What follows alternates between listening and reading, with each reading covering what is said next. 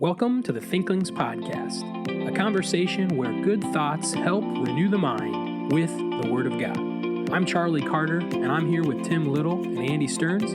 Let's jump into the conversation.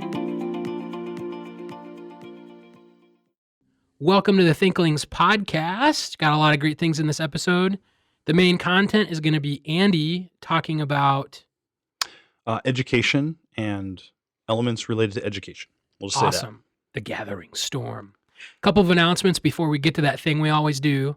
You can, through the end of February, go to Apple, leave a 5-star rating and a written review, and we're going to give prizes away for that.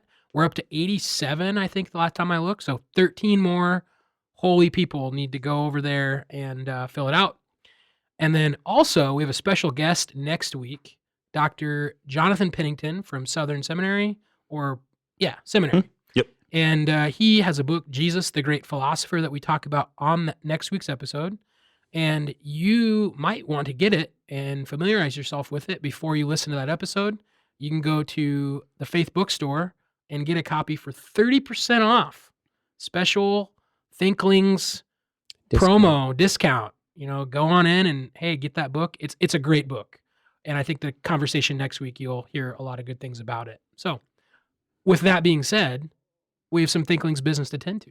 Books and business. That's what I'm talking about. All right, Let's talk about some books. I'll go first. So last fall, I did a series on contentment, and I personally really benefited from that. So I've thought, what would I do next fall? I think I want to pick up the topic of holiness. So I've started amassing books, and rather than trying to read them all in one summer, I'm going to slowly read them over time. So this one is a reread. It's The Pursuit of Holiness by Jerry Bridges. I am 5 or 6 chapters back into it. And I would just say that this is a really good book. Theologically, you might have a couple quibbles here and there, but on the whole, it's been a very helpful and challenging book. It's sort of I think it would be considered maybe a classic in the field. What is interesting about reading it again, and also I'm listening to it as an audiobook, which, Charlie, I was at Aldi's the other day getting groceries on my way home, and I was trying to listen to it, and I had to stop because when you're looking at a list and trying to count, you can't do that. But if you're just cleaning something or whatever. But man, I read this probably 10 or 15 years ago, and I did not catch the huge anti-Keswick, anti-holiness theology. It's like on the nose. I mean, he has this point where he says, after experiencing a great deal of failure with our sinful nature, we're told that we have been trying to live the Christian life in the energy of the flesh. We need to, quote, stop trying and start trusting, or, quote, let go and let God. And he gently but directly says this really not what Scripture looks like. So it's interesting. I'm not sure what I'm going to rate it yet because it's been so long. I don't know if I would say I'm going to agree with it or not. But so far it's been helpful and challenging. So I have been working on my book and Bible study. I'm working through a Bible study actually right now on Thursday nights with several couples, married couples. This last week I was having to make some major changes to chapter 6 with the Bible study. And so I've been thinking through and how to apply better Songs 2:15, catch us the foxes, the little foxes that spoil the vines, for our vines have tender grapes. And so this passage really just illustrates the importance of for a couple to enjoy intimacy according to the order of creation, how they need to understand confession of sin, repentance, and forgiveness.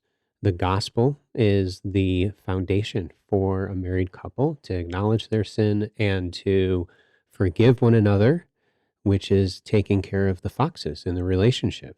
And so that's the foundation for intimacy according to the order of creation. So I don't have a book today because I've been working on a lot of writing, and that's just a little snippet of what I was working on this last week. So that is my books and business. So, Tim, you're studying a passage about foxes. What does the fox say, Tim? Thank you. So, were you thinking the same thing? My daughter got fox figurines, and I kept asking Abby one day, I'm like, what does the fox say, Abby? And she just looks at me. So I spent about half a page in the Bible study explaining how it's not actually a fox. It's actually a jackal. So I usually just read the text.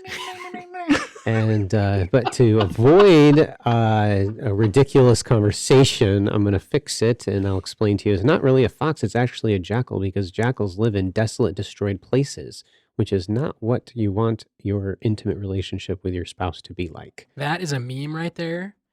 So someone listening to this, if you want to make a meme, Tim Littleface, what does the fox say? What does the And it's- jackal say? Well, no, it's like the Dwight meme where it's like false. Like, what does It's the a fox say? jackal. False. It's a jackal. Oh, that's a beautiful meme. Tim's laughing. Tim's laughing. Okay. Anyway, that's good stuff. I'm Man, glad I could be Dwight, you having fun yet? everybody's favorite character in the office. He is one of my favorite. Okay, so I don't have a book either today. I have an article. I am doing some research on the idea of censorship. So like freedom of speech and very specifically, should a public library or a public school library restrict the materials that are in it? And so, think about that for a second. And so I'm doing some study on this, and I stumbled across this article from the Association of Biblical Higher Education, also known as ABHE. And it is called Professional Ethics for Librarians, a Call for Theological Reflection by this, I've never heard of this guy. His name's Paul Hartog. And He sounds vaguely familiar. yeah, I don't know where I've heard that name before. But anyway, so this Hartog fella, he's advocating that a theological framework is actually necessary for the job of a librarian, because you have to have virtue in the task of selecting books and things like that. So I'm just going to read a little portion here. This is on page 75 if you go and find the article. Librarianship itself can be viewed theologically as, quote, a vocation and not just, quote, a profession. So vocation, vocative, it calls to you. Oh, that's Interesting. beautiful. Yeah. Oh, that's so good. And I think that's I've probably never- why it's called that. I don't I'm know. on it. Anyway, I'm on it. a Christian's approach to library ethics cannot be built upon the value neutrality assumed by many in the profession. So a Christian librarian would have to understand not all books are created equal. There's not neutrality in these resources. A biblical ethic of librarianship cannot be founded upon mere utilitarianism or pragmatism, moral pragmatism. Moreover, God is concerned not only with moral action, the result of ethical decision making, but also with moral agent, character formation within the decision maker. And that is a page right out of right out of book 2 of Nicomachean Ethics by Aristotle, that the agency of the one doing the virtue is important. Ideally, back to the quote here, ideally, professional and ethical dispositions are cultivated as genuine moral character qualities and not merely as facets of an occupational veneer. A graduate school of library and information science may grant education and expertise, but a moral habit develops through progressive sanctification. The Christian professional librarian is one dedicated to discipleship, must be committed to transformation as well as information. So I think this is actually in favor of some type of censorship, that a librarian with a proper ethic would understand that certain materials shouldn't be there. Where that gets to be an ethical dilemma is then, say, what if you are a Christian librarian at a public, or use a better word, government institution, like a university or a public school elementary library, and you don't think that book, Sally Has Two Mommies, should be on the shelf, but you can't restrict it. Like, what do you do? So just interesting to think through in the issue of freedom of, I think I would actually say that, yes, we need to censor materials, and that's because of the virtue of what is there and how it transforms the person reading it. But just interesting thoughts here on librarianship by Paul Hartog. So that's what I'm working on, what I'm reading right now. Andy, you want to give us a preview of what's in this episode? Probably for this one, maybe just best to go right into it. We're going to talk about education. We talk about that a lot. And there's a book by Al Mohler, The Gathering Storm, that there's a couple of issues in it that come up, but I think the broader conversation we're trying to have is about education. So I think you'll find it interesting. Let's have a conversation today about culture. Now, if we were really starting on culture, we'd be reading Pieper and Arnold and Barzoon and others. But today, we're going to go off of a book I was reading a while back called The Gathering Storm by Al Mohler. And in it, he talks about secularism, culture, and the church. That's the subtitle to the book. Essentially, what he's trying to do is to talk about the various threats that our culture today is facing from various angles and sources. So again, this is one of those books where I just read a couple of chapters out of it, and I would say that this is a decent book. I've talked about it already on the podcast. It's worth reading if you're at kind of a beginner's level or a middle level of this whole topic. But in one of his chapters, he talks about the engines of culture, and I thought that was worth discussing. So today we're going to talk about different fountainheads of culture. I'm just going to read a couple of quotes here at the beginning to get our conversation going, and then I want to talk about a few thoughts at the end. I'm going to talk about, he's essentially going to lay out the problem. He's going to lay out the fountainheads of culture, which is to say the sources that create the culture that we live in. And then he's going to end on one specific fountainhead. We'll talk about that. And then I want to ask you guys a question or two. One of them, I'll just tell you it up front. How can a Christian guard themselves against the influence of these kinds of cultural fountainheads?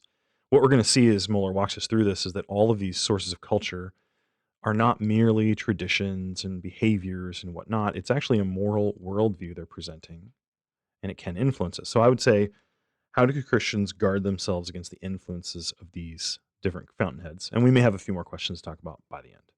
All right. So he starts off with this illustration using the book printed in the 1970s called Future Shock.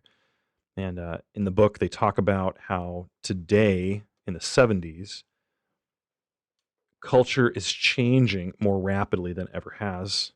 And the book says that at a certain point, we're not going to be able to handle it. And so Mohler says, I mean, consider all the things that since 1970 that have changed since this book has been produced. You have abortion with Roe v. Wade, you have the sexual revolution, all kinds of stuff. He says, now, in one sense, just about everyone contributes something to the direction of culture, starting in the home and then extending outward to civic involvement and engagement with other people. We are culture-making cultures. Building a playground is a culture-producing act. Then he says this, he says, at the same time, given the immense size and scope of our culture, the main drivers of our cultural production are the crafters of the cultural messaging, and the drivers of the culture are indeed powerful. He's going to walk through 4 fountainheads, I'm calling them fountainheads, of culture. The first one is Hollywood. The second one is Wall Street. The third one is Silicon Valley, and the fourth one is colleges or the educational institutions. So he gives a quick overview of Hollywood, and I think Hollywood's probably the low-hanging fruit for us. I think when we think of who's trying to affect the world, we think Hollywood.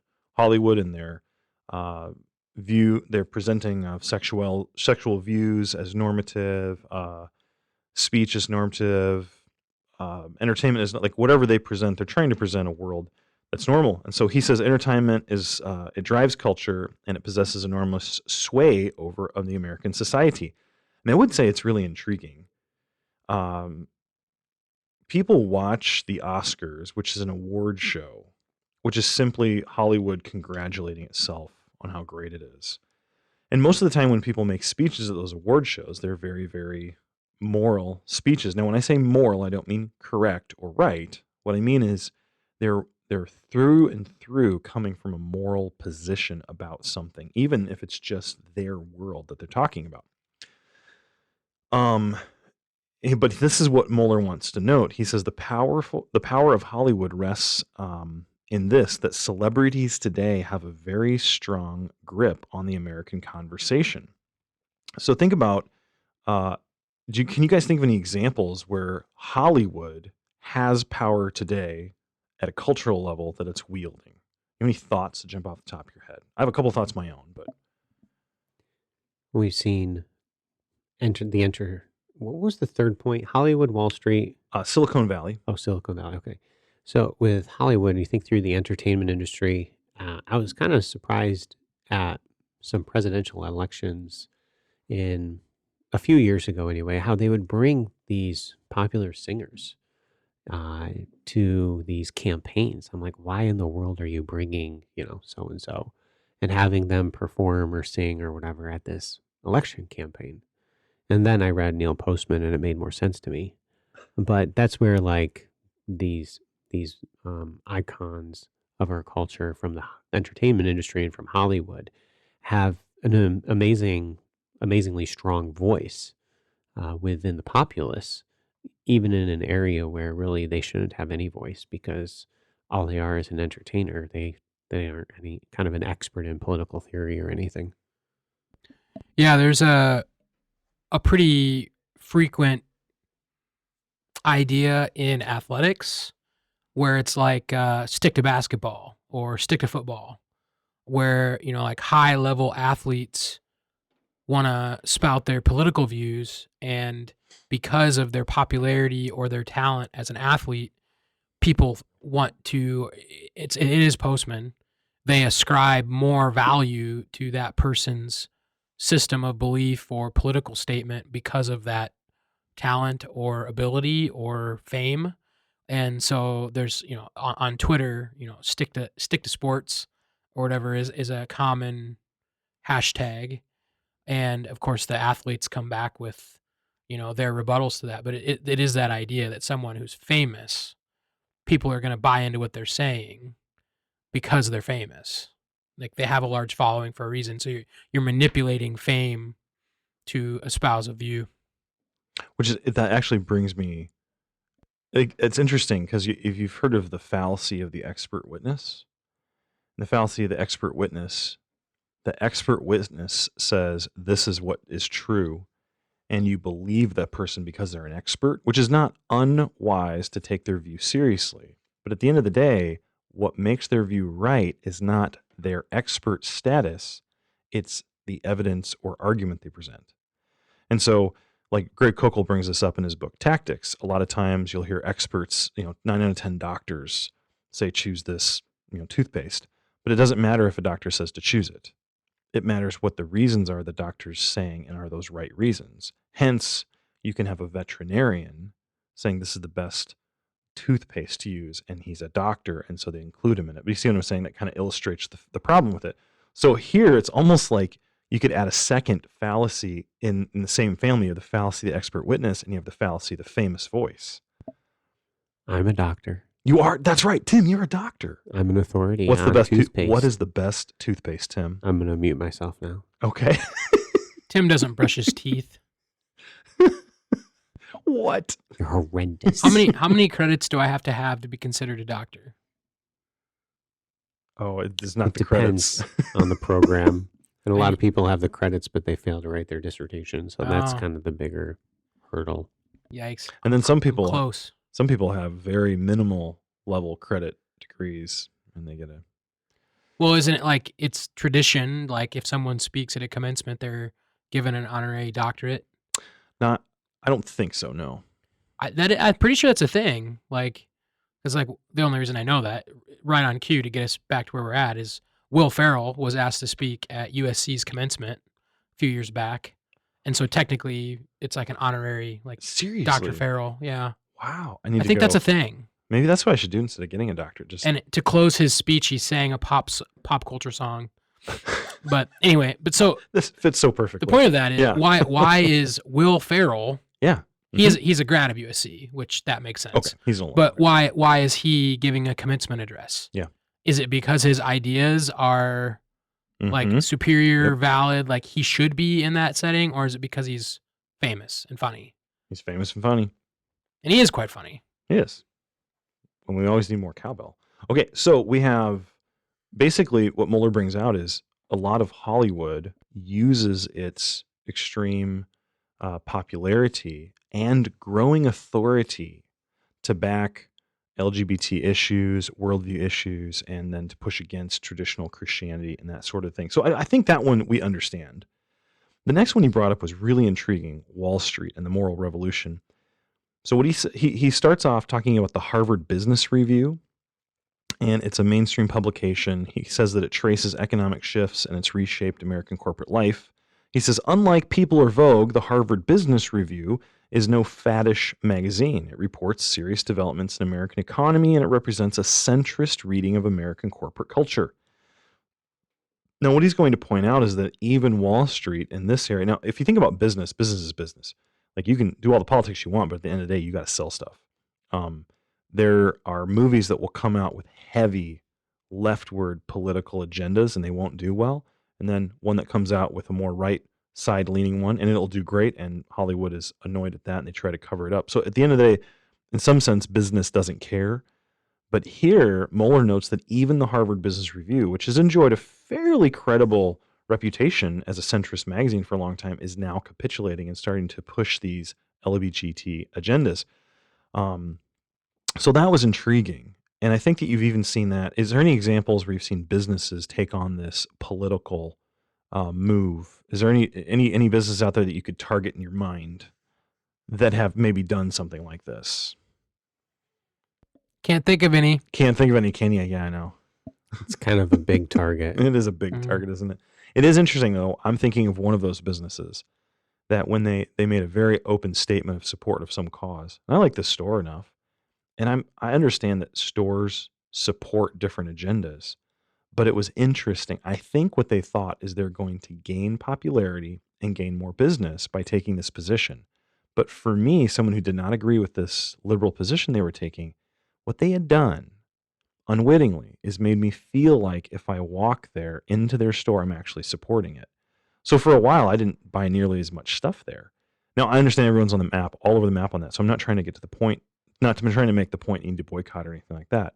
But I am pointing out that I think he's right, that business is just business, but nowadays business isn't just business. It does seem like there's trying to be a level of influence there.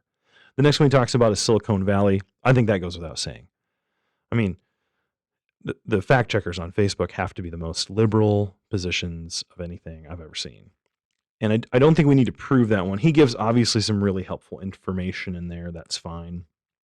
I think Twitter, it's funny when I go on Twitter, it's intriguing to look at the different social medias. So Facebook, Twitter, Instagram, and they all sort of serve a different purpose. And because of that, they tend toward different types of conversations. I feel like Twitter is the debate world. Like you want to debate things, you go to Twitter. If you want to debate something, you really don't go to Instagram. I don't know, maybe I'm wrong on that one. And I don't know what you'd say for the other two. So he makes some good points there, like that section. Go ahead. I would say if you want to debate, you shouldn't debate in any of those places. Actually, no. Okay, thank you. I wouldn't call what happens in the comment section of a social media site debate in any sense of the word. So well said. Thank you. A point well taken. Let's change that from debate to vent. Venting? Oh, I was going to say argument. Oh, they venting do that all is the even time. better. That's really good, Charlie. I'm going to give you 2 points for venting. That's the word I was looking for. Or memeing, maybe. Memeing, venting. Actually, outbursts of wrath. I think social media is built for that because you don't have to look in the eye of the person you're outbursting on in wrath on. All that to say, though, it's not just simply that it gives us a place to vent our wrath. It is also that.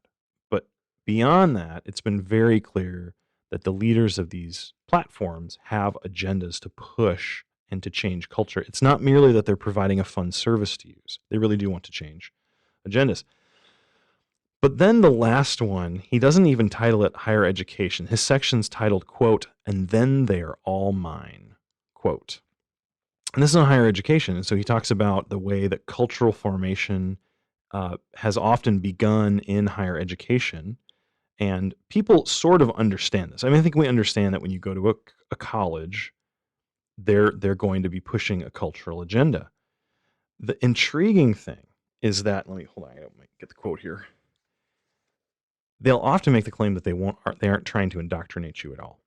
And so they published this survey of sorts where they realized that, okay, here we go. So writing for a Seattle newspaper, a teacher of English in college and college advisor at Northwestern University in Evanston, Illinois, reveals this ideological agenda in even more shocking terms. Bill Savage reacts to the fact that the so-called conservative red states are outbreeding the blue states, which is red states would be Republicans, blue states would be Democrats, which are more liberal in their voting patterns. identifying him. Do you want to jump in? Well, you said outbreeding. Yeah, outbreeding. Okay, Bigger gotcha. families. Yeah. Which, I mean, yeah. It's the order of creation. Yeah. Go ahead. Yep. Okay. So they're having more kids, basically bigger families. And Savage acknowledges that he and his fellow liberals have a lower fertility rate than conservatives. Now, if you just stop there, then eventually, at some point, it should swing in a red direction, it sounds like. But he says this, he says, nevertheless, he insists that an educated urban liberal need not despair. He expresses his confidence that, quote, blue America's urban archipelago can grow large, more contiguous, and more politically powerful even without my offspring. And then Al Mohler asks the question, how? And the liberal guy says this, he says, the children of the red states will seek higher education, and that education will very often happen in blue states or blue islands in red states. For the foreseeable future, loyal ditto heads. Now, what's a ditto head? Anyone know that reference? It's kind of old. It's like ditto, like it's the same thing. Well, that's what a ditto is. It's a Rush Limbaugh reference. Oh. So if you were a fan of Rush Limbaugh back in the day, he would say ditto, and so you were a ditto head. Okay, so loyal ditto heads. So conservatives will continue to drop off their children at the dorms. After a teary-eyed hug, mom and dad will drive their SUV off toward the nearest gas station, leaving behind their beloved progeny. And then Mohler says, then what? He proudly proclaims, and then they're all mine. Now, I thought it was interesting that he goes on to say that liberal colleges will say you're not indoctrinating. They're not trying to indoctrinate. They're just trying to teach. But his point is bigger. When you teach, you always teach out of your worldview. You're always putting out a moral argument. Like it's not like an argument, but you're always teaching. You're always discipling people to your moral point of view, or you're being discipled. So as I was reading this, I had a number of thoughts. The biggest one in my mind was Romans 12:1 and 2 that says, don't be conformed by the world, but be transformed by the renewing of your mind, which is intriguing because in that verse, it's not that I'm trying to copy the world, it's that the world's trying to press me into its mold. And as I was thinking back here, these are some of the big areas or places where the world does that. Hollywood through entertainment, Wall Street through business and commerce, Silicon Valley through social media, and basic college education at both community college all the way up to Ivy League schools. So here's a question. So then you're watching television, or you're at a business deal, or you're on Facebook, or you're picking a college. What are ways Christians can help to defend themselves against the cultural influence of these major fountainheads of our culture today? What do you guys think about that? Thoughts?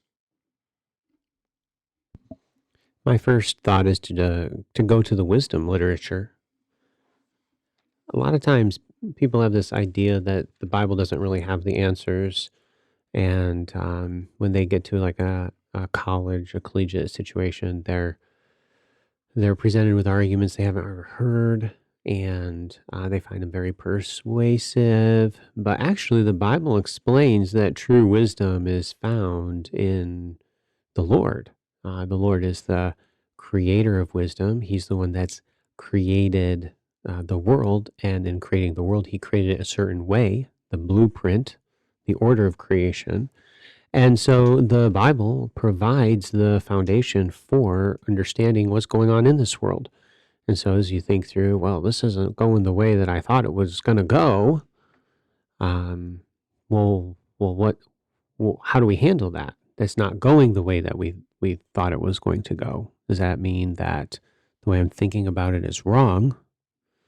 Maybe. Or is the way that I'm thinking about it needs to have the right starting point. It has to have the right foundation. And so I automatically just go to the concept of the fear of the Lord as being the beginning of wisdom. And even when you get to a college, you're like, I don't know, I don't have answers. I'm going to fear the Lord. And you just keep coming back to, well, I don't know, I'm going to fear the Lord. I'm going to fear the Lord. Then that foundation in the Word of God and in an ontology first philosophical system, God does exist. I'm going to believe that God exists, and I'm going to be searching for the answers even when I don't have the answers. It has to that young person has to have that foundation. And this is where I think a lot of times sending a child off to a collegiate situation like what you've described there is like letting a 2-year-old play around in the road. A lot of times they don't have the wisdom or the discernment, the spiritual maturity to play around in the road. Now, there are rare exceptions, but generally speaking, the parents, I don't know, we have higher expectations or thoughts of our children than we should. And in truth, we really are letting the 3-year-old play around in the road. So those are some incipient thoughts. Yeah, I think they need to have. Uh, so if you're, how are they not affected by the culture?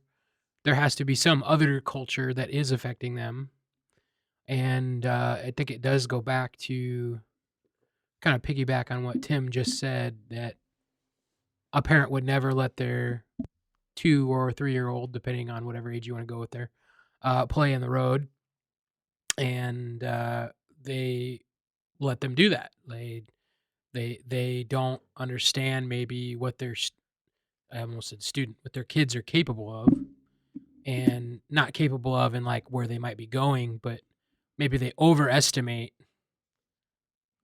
the ability of a student to resist what's happening.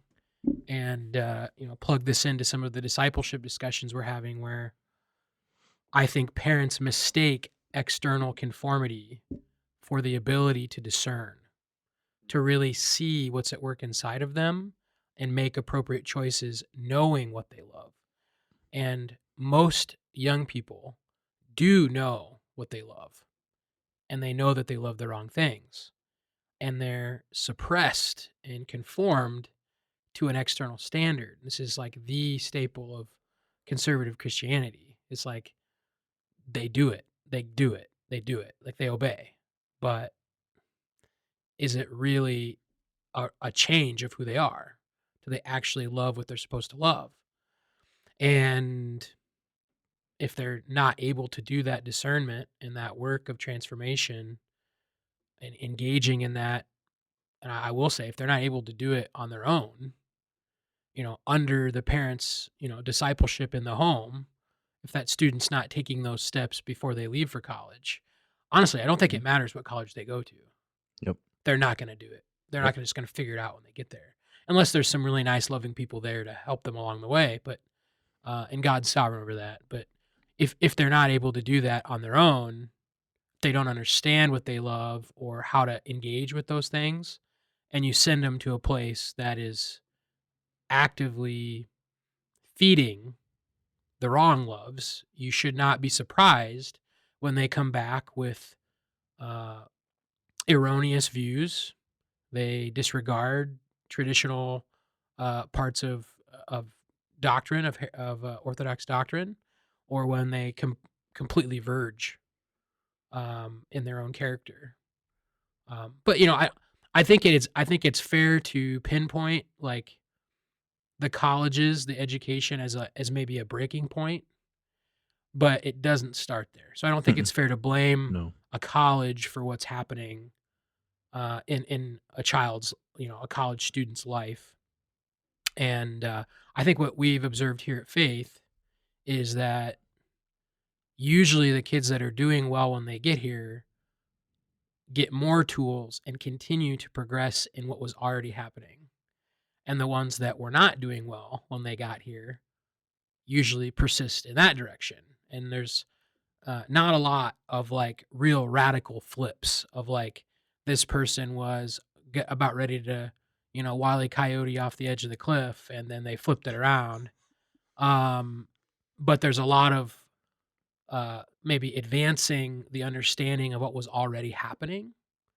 I don't know if that makes sense, but there's some thoughts there. No, I had the same or a similar thought. I don't think that someone shows up at a secular college to do a biochemistry major or something like that, and then suddenly hears new things they've never heard before and walks away. Now that does happen at It times, does. so it does. But I do think in many cases I would agree. If it's what's been going on growing up, you've been entertaining yourself at these entertaining venues. You've been absorbing that worldview of whatever it is. And when you show up at the college, you're just seeing the thing that you thought was okay the whole time, and it's drawing, but you're not around all these other checks and balances and helps. So I do think it can cause a problem. I do though think it does demonstrate, because like Tim, you said, it's like you're dropping off a kid and now they're playing in the road. I do think that my friend would say it this way. So Pastor Jariah, he's doing apologetics doctorate. He loves apologetics. He would say that that's why it's that sort of a ministry is so necessary early on, because one of the ways secular colleges get at kids these days, students, is with either wrong information or poor information about origins and whatnot. But even that is just a demonstration of what you just said. It was already happening, and it's not that nothing at the college influenced it. Much of it did, but it wasn't all happening at the college. Does that make sense? Yeah. So I do think, and this liberal guy who's writing these words saying, "Hey, just drop your kids off, then they're mine," he wouldn't say that if he didn't really think it was working, if it didn't appear to be working. So there's something to it. And it just underscores the importance of those kinds of choices you make for your children, or what your children are going to choose at that point in their life. It is a choice that's going to have a big effect on your life. Children, did you have something? No, I thought you were going to jump in. I will now. Tim, you may speak. Proverbs chapter 1 talks about how a wise man will increase learning, and a man of understanding will attain wise counsel. Okay, and what are the Proverbs of Solomon written to give prudence to the simple, to the young man knowledge and discretion? Okay, so the book of Proverbs is written to young people, to simple people, to guide them in the right path. And when I see a young person going to like a secular university, a lot of times what I'm seeing is you're throwing a simple person into a group of scoffers. And what are the scoffers doing? Scoffers are, who are they? I'm not gonna go through who the scoffer is right now in this podcast. It would be helpful for you to work through Book of Proverbs and identify who is a scoffer, and then what are they doing, and then how do you treat a scoffer? A scoffer is somebody who believes what they believe, and you're not going to persuade them. I might debate a scoffer, but the intention would not be to change the mind of the scoffer. They are resolute in their belief system, and the only purpose in debating the scoffer would be to instruct the simple. And so that scoffer, who is extremely skilled, okay, they're at a university, they know what they believe. And you are putting a simple person there. I mean, this is why so many of them leave. So I understand what you're saying, Carter, and I agree with you in that the trajectory has been established. That's why I like working with children's ministries, 4-year-old to 6th grade. They need to start having their devotions and developing a love for God when they're little, because that's putting them on the right path. And so then when they reach that point, they're not simple, or at least as simple. But I still think I wouldn't want to put my son in that kind of an environment, because you're basically, I think you're taking the book of Proverbs and you're saying, God, I don't care. Our kid can do it. Yeah. So just to clarify, I agree with everything you just said, but I just don't think it's fair, to let's create like a generic character, the generic character who would, or a parent who would send their child to a university and not be aware of the wiles that they're sending their child to. I feel like that parent would also be the one that's like, oh, the university got my child. And the reality is, you probably failed to disciple your kid the whole time, which made them, not to say it was a wise choice to send them. In that scenario, it would actually be foolish to send them because they're not ready. But that same parent would be actually the real one at fault, who did not disciple, left someone ultra susceptible, and then shipped them off to the place where the world's gonna have their way, and it's not as if a student can't survive that scenario, but It's like, we know this here at a college of hundreds, that the people that are holding the most influence over students are other students. Mhm. It's their friends. Yep. And so you send someone to a public university and there's literally 20 or 30,000 people who all they want to do is party and sleep Mhm. around and do drugs and, make money, be successful, like jump on that train. And you just are shocked when your child gets spotted by the world, to use James 1 terminology. Mhm. And it's like, well, that could happen. You could have done everything right as a parent and that could happen. But, a lot of students end up making choices to go to those schools because their desires are out of check before they even get Mhm. there. Mhm. And if it was me and I have the responsibility over a child, maybe someday I will, and I can eat my own words, 25 years from now. But if I was looking at my own child and was like, excuse the term, but he's dumb. He's simple. Yeah. Or she. He or she. I Uh, mean, probably if he's a he, he's gonna be really dumb because he'd be like his dad.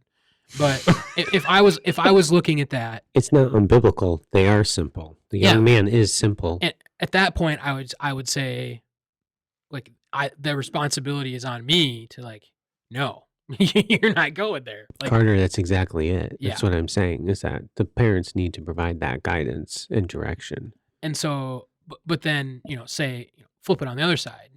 Say you have someone who is, a parent did everything right, that, maybe that student is years ahead of where you might think they would be spiritually, academically, whatever. And you could even make the decision as a parent, like, okay, I'm gonna let them do this.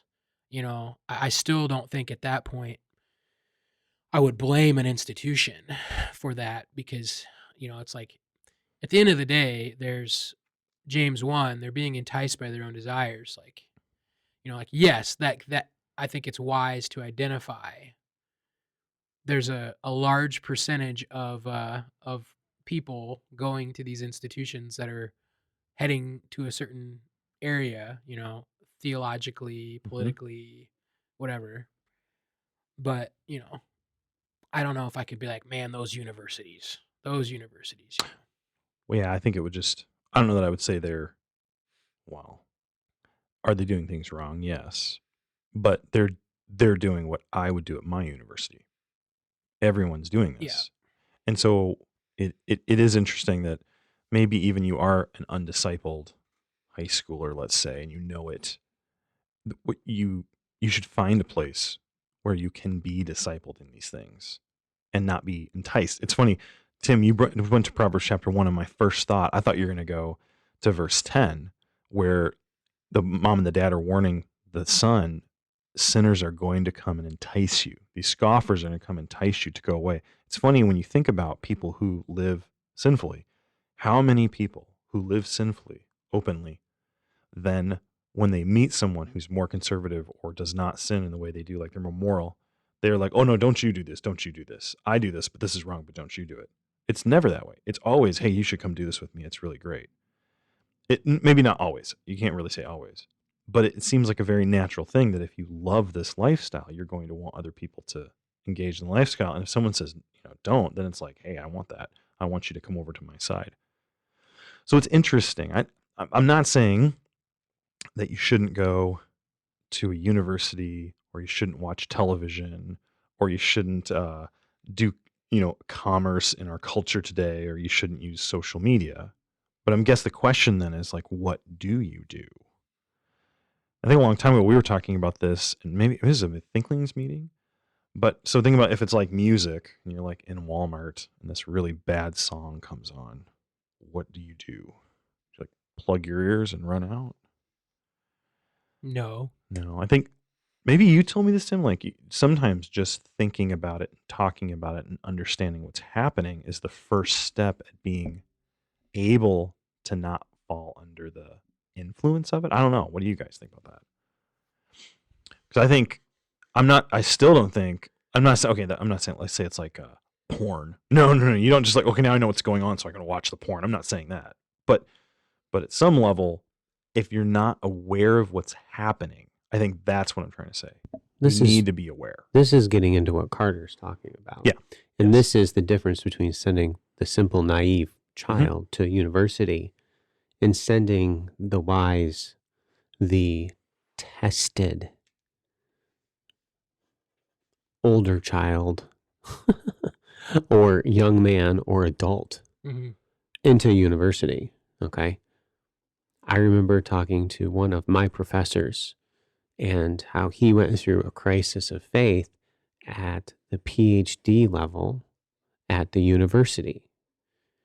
And having gone through, now you have to understand, he had a bachelor's degree, a master's degree, another master's degree. He was working on another master's degree and a PhD. Okay. And this person was grounded. Of all the people grounded, they were grounded in the faith.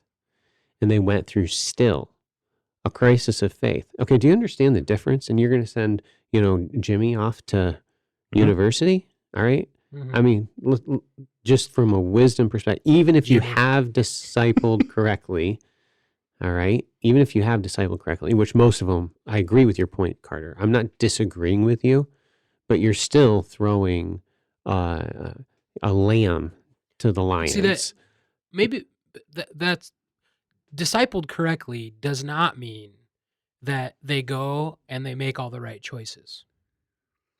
That's not that's not I what we agree mean. with you, but they it's have to be someone able, who's prepared to handle it, like to work through the process. right? And Which so, to think that a college student in today's age who's 18 or 19 years old, like, I mean, you could be stinking John MacArthur. I don't care who you are. You're going to send your kid off to college, and they're going to want to do those things. because But the difference between someone who's simple and someone who's trained is understanding how to deal with those desires the biblical way. right. And so this person, after going through that crisis of faith, I was talking to this person, and this person was at this point just like, oh, I mean, I don't think it was an arrogance either. Some would say it was an arrogant thing for the person to say it, but it was just a statement of, oh, I truly believe now.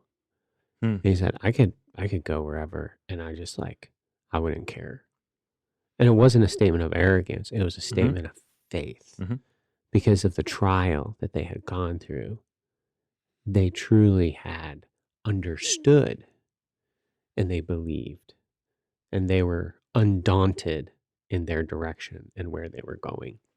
Does that kind of make sense? Yeah. So these two different people, I don't know if I'm at that level, but I would think that I'm pretty close because of my knowledge of the word and my faith that has grown in the last 5 years, 10 years. I would think I could go into a setting like that. Yeah. And it would just, I would pray bounce off of me. But there's no possible way I'm going to send my 18, 19, 20-year-old son, even if my son has been learning the desires of the heart, like what you're saying. Well, just bring it full circle here, and maybe we wrap it up with a couple of thoughts here.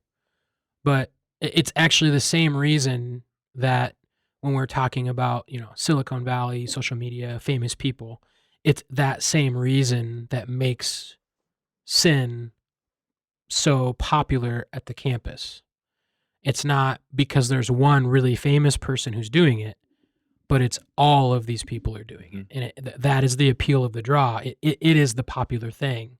And you don't want to be left out. You don't want to be the only one who's, you don't want not only the one left out, but are you willing to be the one who's marginalized? Yeah. Like who's looked down upon for not participating in something you've been told not to do. Fear of God as opposed to fear of man. Yeah. So, and so that becomes the allure, is that same popularity.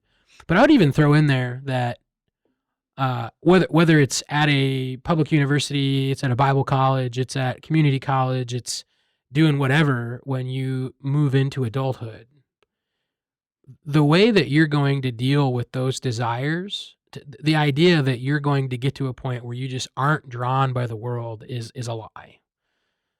You aren't going to get to a point where that's just not a problem, like where you just don't sin. Like, man, that'd be great, but no, not gonna happen. So great. So, but realizing the desires, like being discipled and being trained to engage and look inside at what's going on in your desires and your loves and your motives, that's a part of it. But then I also think where some of those real steps of transformation get taken is in failure. Not necessarily that you went and did the worst possible thing you could and, oh, now I know that's wrong. But when you realize that what you did was wrong, what you said was wrong, what you were thinking was wrong, what you were loving was wrong, and there's an active engagement into repentance of the wrong, like there's that humbling taking place. That's where the real change is happening. And so I think even, we've been directing, like if you're a child listening to this, a high school student, I mean, if you're a parent listening to this, it's like, don't throw the baby out with the bathwater maybe in your children's discipleship. Like they're going to fail, and they're going to fail because we're all depraved. That's right. Like Totally. there's never a point of external obedience where they're going to be free of their sinful nature. Mhm. And you might try to make them look pristine on the outside, but there's something more important, like, yeah, there's going to be obedience that follows the desire, but there's going to be failure in how maybe the right word would be like coaching. That's a very similar term that maybe discipling, but the way that you're discipling or coaching someone through when they do love what they're not supposed to love. And you might see that they love that thing they're not supposed to love because they did something, or they might just be like, man, why do I want this? They might have never acted upon it. They've been obedient externally in that sense, but they know there's something wrong internally. Well, what do you do in those moments? Well, either or, you went to the party, you got drunk, you slept around, you did the whatever, or you didn't ever do any of those things, but you wanted to. In God's eyes, there's no difference, And so how do you coach someone through that moment? And either one, it's humbling and repentance. So, and so I think that, if you're a parent listening to this, like, I don't know what might jump out of a podcast like that. Like, well, I can never send my kid there, or man, what if I did? Was that wrong? What should I be doing to prepare my kids? And, if you train them to walk in humility in their regard to their own sin, they're going to be prepared no matter where they go. Mhm. So, I don't know. I think the fear of the Lord is what would carry you in all those areas. I think back to middle school when the temptations were really strong to go with the wrong crowd, and the Lord was really kind to me, and He gave me a group of friends at my church. And so I hardly hung out with the high school students, and I spent a lot of time with my friends from church. And what that did is, while my heart was still sinful and wicked, of course, but I was with other believers who loved the right things, and that really helped. So even like maybe just not living in the dorm, like getting an apartment with other Christians, but being around other believers who love the Lord, I think you can't underestimate how valuable that is. Thank you for listening to this episode of the Thinklings podcast. We would love to hear from you. If you have any feedback, suggestions, or potential topics that you'd like us to discuss, you can contact us through our email, thinklingspodcast@gmail.com. Remember, don't let this conversation end with this podcast. Read good books, talk about them with your friends, and always continue to cultivate your mind. See you next time on the Thinklings podcast.